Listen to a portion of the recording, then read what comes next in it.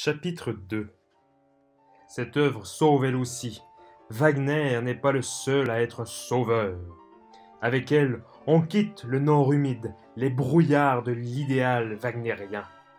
L'action en elle-même suffit à vous en délivrer. Elle conserve de Mérimée la logique de la passion, la ligne la plus concise, la dure nécessité. Elle possède surtout ce qui est propre aux régions chaudes, l'aridité de l'air, la limpezza de l'air. Ici, le climat change du tout au tout. Ici parle une autre sensibilité, une joie différente. Cette musique est joyeuse, mais sa joie n'est ni française ni allemande. Sa joie est africaine. La fatalité est suspendue au-dessus de sa tête. Son bonheur est bref, soudain, sans pardon. J'envie Bizet, pour cette raison qu'il a eu le courage de cette sensibilité, qui n'avait jamais eu jusqu'à présent la parole dans la musique savante européenne. Cette sensibilité plus méridionale, plus brune, plus brûlée. Comme ils nous font du bien ces après-midi dorés de son bonheur. Nous tournons notre regard vers l'horizon. Avons-nous jamais vu mer plus lisse? Et combien la danse mauresque reste paisible quand elle nous dirige. Oh, comme elle sait, dans sa lascive mélancolie, éduquer notre insatiable appétit. L'amour enfin, l'amour réintégré dans la nature.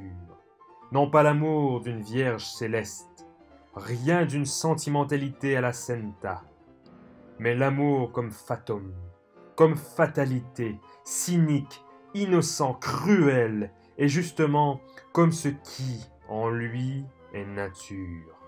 L'amour qui est guerre dans ses moyens, haine mortelle des sexes dans son principe. Il n'existe à ma connaissance aucun autre cas de figure où l'humour tragique, qui constitue l'essentiel de l'amour, s'exprime avec autant de rigueur dans une aussi terrible formulation qu'avec le dernier cri de Don José sur laquelle l'œuvre s'achève. Oui, c'est moi qui l'a tué, Carmen, ma Carmen adorée. Une telle conception de l'amour, la seule qui soit digne du philosophe, est rare.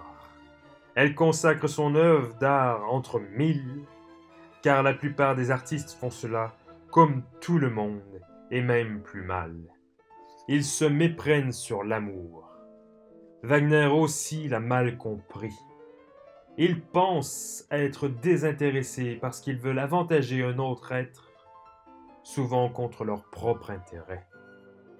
Mais ils veulent par là même posséder cet autre. Même Dieu n'y ferait pas exception.